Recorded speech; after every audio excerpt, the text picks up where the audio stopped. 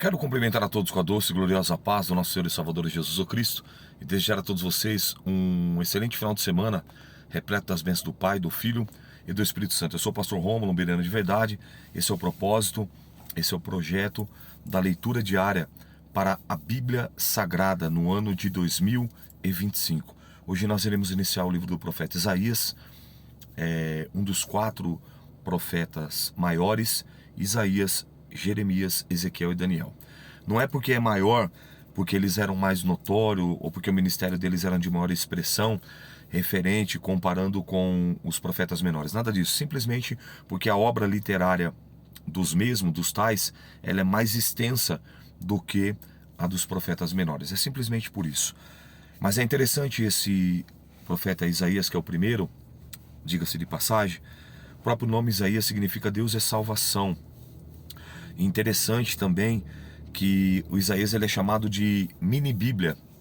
Pergunte por quê? Pergunta aí, por quê? Vou responder. Porque nós temos 39 livros no Antigo Testamento e nós temos 27 livros no Novo Testamento. Fazendo a soma, a adição do Antigo com o Novo, nós chegamos ao número de 66. Quantos capítulos tem o profeta Isaías? 66. E até um determinado momento ele parece ser um Deus, e depois de um momento em diante parece ser outro Deus. Assim como a gente lê o Antigo Testamento parece ser um Deus, e quando a gente lê o Novo Testamento parece ser um outro Deus totalmente diferente. Para quem tem esse entendimento, não é heresia que eu estou dizendo, tá? O que eu estou dizendo aqui é que ele é chamado no meio acadêmico, pelos estudiosos, pelos eruditos, de mini-bíblia, por conta dessas semelhanças. Mas vamos fazer uma introdução aqui. A apresentação: o livro que abre essa sessão profética do Antigo Testamento leva o nome do seu autor, o profeta Isaías, que viveu no 8º século antes de Cristo. Tido como o príncipe dos profetas, a esposa dele também era envolvida com essa atividade, sendo 2 dos seus filhos mencionados por nome nesta narrativa. O propósito, diferente do conceito popular, a principal atividade dos profetas não era predizer o futuro, mas exortar o povo de Deus ao arrependimento e à volta à observância do pacto, da aliança, do compromisso feito no Sinai. Então, naquela época, o povo havia se dividido, lembra? Nos reinos, e se corrompido na idolatria espiritual, adorando outros deuses, e na prostituição também espiritual, também adorando outros deuses e se relacionando com outras mulheres de outras tribos, de outras nações, e por consequência disso se envolvendo também com a adoração de cada povo que ele se envolvia. Por exemplo, se envolvia com os jebuseus, adoravam o deus dos jebuseus. Se envolvia com os amorreus, adoravam o deus dos amorreus. O maior exemplo é Josué.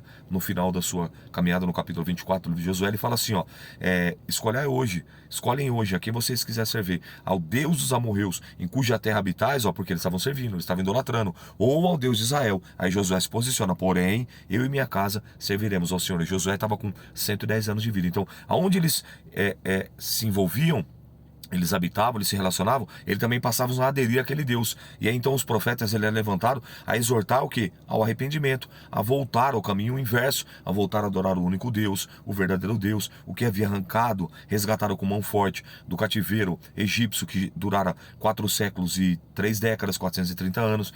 Era esse o propósito principal. Entende? É isso que ele está dizendo aqui, ó. Hoje podemos caracterizar os profetas bíblicos como pregadores, embora, é claro, eles também anunciam o futuro. Entretanto, o fazem tinham em mente advertir os hebreus acerca dos graves perigos que ocorriam por não obedecerem à palavra. Por isso, temas como juízo, afins, são muito comuns nos livros proféticos. O derramamento da ira divina sobre o povo desobediente, seja de Israel, seja das nações idólatras, recebe o nome de Dia do Senhor. E não é raro vê-lo procedido pela frase grande e terrível, ou seja, grande e terrível dia do Senhor. O propósito do livro de Isaías é advertir o reino de Judá, ou seja, o reino do sul, Judá, capital, Jerusalém, acerca do castigo que lhe sobreviria, caso não se emendasse o seu caminho diante do Criador. O futuro deles incluía o desterro para uma nação estranha e muitos anos no exílio, como ferramenta divina para trazer o seu povo ao arrependimento. No entanto, Isaías também profetiza acerca da misericórdia de Deus, anunciando até o nome do monarca que decretaria a volta de Jesus dos judeus, para Jerusalém, o rei Sírio da Pérsia. Entre uma mensagem e outra, Isaías teve o privilégio de propagar a vinda do Supremo Redentor, não só de Israel, mas de toda a humanidade, ao qual nasceria de uma virgem e seria o princípio da paz. Perceba que Isaías ele é conhecido também como o profeta messiânico, que é o que mais vai profetizar acerca de Cristo. Seu nome, o que ele iria comer, seu sofrimento e uma série de coisas que nós iremos encontrar nessa leitura. Seja como for, vamos iniciar com uma oração. Senhor nosso Deus e Pai, nós queremos te bendizer e te agradecer pelo privilégio de o Senhor estar nos guiando, nos direcionando, nos orientando, abrindo nosso entendimento acerca das tuas santas e sagradas escrituras. Pai, muito obrigado. Peço perdão pelas minhas faltas e falhas, peço perdão pelos meus pecados e transgressões, iniquidades e erros. Use de misericórdia e o sangue de Jesus, Cristo, o Salvador ungido, o Nazareno, Emanuel, o nosso irmão mais velho, vertido naquela cruz do Calvário, na montanha da caveira, no Gólgota, nos purifique de todo o pecado, em nome de Jesus. Abra o nosso entendimento nessa extensa leitura, ao longo desses 66 capítulos do livro do profeta Isaías. Meu Pai, que possamos entender e compreender, e se for necessário, nos arrependermos e tomarmos o caminho de volta, o caminho da retidão, o caminho da obediência, o caminho do comprometimento, do compromisso, o caminho da santidade, da santificação, para que possamos andar e trilhar pelo caminho estreito, que é o que nos conduz à vida eterna e à salvação. Por isso, abençoa meu irmão, a minha irmã, visita o teu filho, a tua filha nesse momento, que ele possa, meu Pai, ser visitado pela tua presença, pela presença do amigo das nossas almas, o divino e precioso Espírito Santo, que convence o homem e a mulher da justiça, do juízo vindouro do pecado. Se conosco nessa leitura, Pai. Repreende toda tristeza, repreende toda angústia, repreende toda sonolência, repreende toda mornidão, repreende toda frieza espiritual, toda letargia, toda preguiça, todo cansaço, tudo aquilo que não provém do Senhor, lança por terra, em nome de Jesus, e nos dê vitória. É o que eu te peço e te agradeço, em nome de Jesus. Amém. Vamos à leitura? Exortação e ameaças. Visão de Isaías, filho de Amós, o qual ele viu a respeito de Judá e Jerusalém, nos dias de Uzias, Jotão, Acás, Ezequias, rei de Judá. Ouvi, ó céus, e presta ouvidos tu, ó terra, porque fala o Senhor. Criei filhos e exalcei-os, mas eles prevaricaram contra mim. O boi conhece o seu possuidor, e o jumento a manjedoura do seu dono, mas Israel não tem conhecimento do meu povo. O meu povo não entende. Ai da nação pecadora, do povo carregado da iniquidade, da semente de malignos, dos filhos corruptores, que deixaram o Senhor, blasfemaram o Santo de Israel e voltaram para trás. Porque sereis ainda castigados, se mais vos rebelareis? Com toda a cabeça está enferma e todo o coração fraco.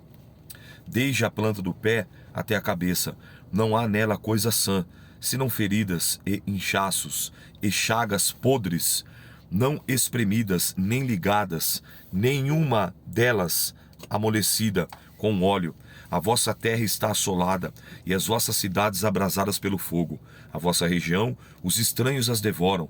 Em vossa presença está devastada, como uma subversão de estranhos. E a filha de Sião ficou como a cabana na vinha, como a chopana no pepinal, como cidade sitiada. Se o Senhor dos Exércitos nos deixará algum remanescente, já como Sodoma, seremos semelhante a Gomorra. Ouvi a palavra do Senhor. Vós, príncipes de Sodoma, prestai ouvidos à lei do nosso Deus. Vós, povo de Gomorra, de que me serve a mim a multidão dos vossos sacrifícios? Diz o Senhor. Já estou farto do holocausto de carneiro, da gordura dos animais nédios, ou seja, animal manco, animal caolho, animal defeituoso. E não folgo com o sangue de bezerros, nem de cordeiros e nem de bodes. Quando vindes para comparecerdes perante mim, quem requereu isso de vossas mãos, que viesses para os meus átrios? Não tragais mais ofertas em vão. O incenso é para mim abominação, e também a festa da lua nova, e os sábados, e a convocação das congregações. Não posso suportar a iniquidade, nem mesmo o ajuntamento solene. As vossas festas de lua nova e as vossas solenidades aborrece a minha alma. Já são pesadas, estou cansado de as sofrer. Pelo que estendeis as mãos, escondo de vós os olhos. Sim, quando multiplicai as vossas orações, não as ouço, porque as suas mãos estão cheias de sangue. Lavai-vos, Purificai-vos, tirai a maldade dos vossos atos diante dos meus olhos, e cessai de fazer o mal.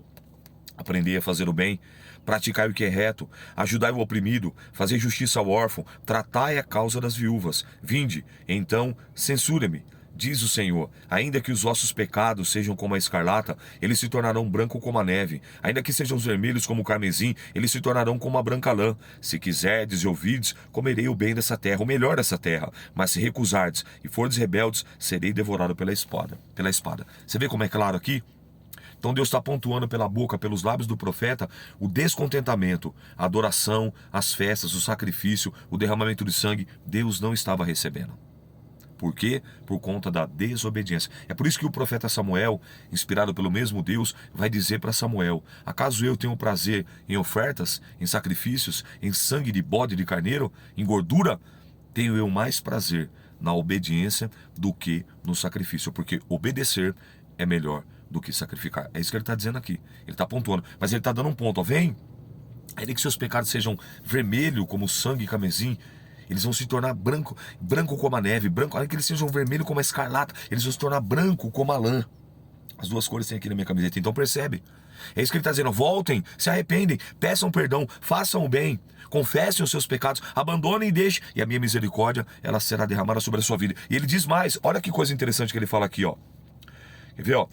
Verso 18, ó. Vinde então, ainda que os vossos pecados sejam como a escarlata, eles se tornarão branco como a neve. Ainda que sejam vermelho como a carmesim, se tornarão como a lã. Se quiserdes, se vocês me ouvirdes, comerão bem dessa terra, comerão melhor. Mas, versículo 20, se recusardes, se forem rebeldes, serei devorado à espada, porque a boca do Senhor o disse. E agora ele pontuou por quê. Como fez a prostituta, a cidade fiel, ela que estava cheia de retidão, a justiça habitava nela, mas agora homicidas. A tua prata tornou-se escória, o teu vinho se misturou com água, os teus príncipes são rebeldes, companheiros de ladrões, cada um deles ama o suborno e corre após salários, não faz a justiça ao órfão e não chega perante eles a causa das viúvas. Portanto, diz o Senhor, o Deus dos exércitos, o forte de Israel: consolar-me-ia acerca dos meus adversários? Vingar-me-ei dos meus inimigos? Voltarei contra ti a minha mão, e purificarei inteiramente as tuas escórias, e tirarei toda a impureza, e te restituirei os teus juízes, como eram antes, e os teus conselheiros, como antigamente, e então te chamarão cidade de justiça, cidade fiel. Sião será remida com juízo, e os que voltam para ela com justiça, mas os transgressores e os pecadores serão juntamente destruídos, e os que deixaram o Senhor serão consumidos, porque vos envergonhareis pelos cavalos que cobiçastes, e sereis confundidos pelos jardins que escolhestes, porque sereis como o carvalho, o qual cai as folhas, e como a floresta que não tem água. E o forte se tornará em estopa, e a sua obra em faísca, e ambos arderão juntamente, e não haverá quem os apague. Então Deus dá o alerta, Deus adverte, é por isso que eu sempre falo, Deus não tem um culpado por inocente, e nem o inocente por culpado. Sempre ele vai pontuar, sempre ele vai advertir, sempre vai alertar. Compete a mim, compete a você, nós darmos ouvidos, nós obedecermos o chamado do Senhor, nós obedecermos aquilo que o Senhor requer de mim e de ti também. Capítulo 2. A glória futura do verdadeiro Israel. Juízos preparatórios, o dia do Senhor e a purificação de Jerusalém. E ele segue dizendo: a visão que teve Isaías, filho de Amós, a respeito de Judá e de Jerusalém.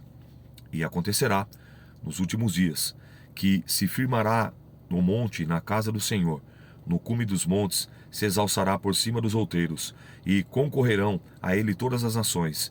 E virão muitos povos e dirão: vinde, subamos ao monte do Senhor, a casa de Deus de Jacó, para que nos ensine o que concerne aos seus caminhos e andemos nas suas veredas, porque de Sião sairá a lei e de Jerusalém a palavra do Senhor. E ele exercerá o seu juízo sobre as nações, e repreenderá a muitos povos, e esses converterão a sua espada e enxadões, e as suas lanças em foices, e levantará a espada nação contra nação. Nem aprenderão mais a guerrear. Vinde, ó casa de Jacó, andemos na luz do Senhor. Mas tu desamparaste o teu povo, a casa de Jacó, porque se encheram dos costumes do Oriente, e são agoreiros, ou seja, adivinhos, encantadores, como os filisteus, e se associam com os filhos de estranhos. Lembra que eu falei para você? Eles iam se envolvendo. Eles iam se relacionando e aderindo às práticas religiosas do povo que eles iam se envolvendo. No caso aqui, ele cita os filisteus. E a sua terra está cheia de prata e ouro, e não tem fim os seus tesouros. Também está cheia de cavalos a sua terra, e os seus carros não têm fim. Também está cheia de ídolos a sua terra. Inclinam-se perante a obra das suas mãos, diante daquilo que fabricaram os seus dedos. Ali o povo se abate, e os nobres se humilham. Portanto, lhes não perdoarás. Que lembra lá o primeiro mandamento, lá que Deus vai falando, que ele não fará imagem de escultura, nem do que há no céu, na terra, embaixo do céu, na água, na terra, nada. E eles estavam na idolatria.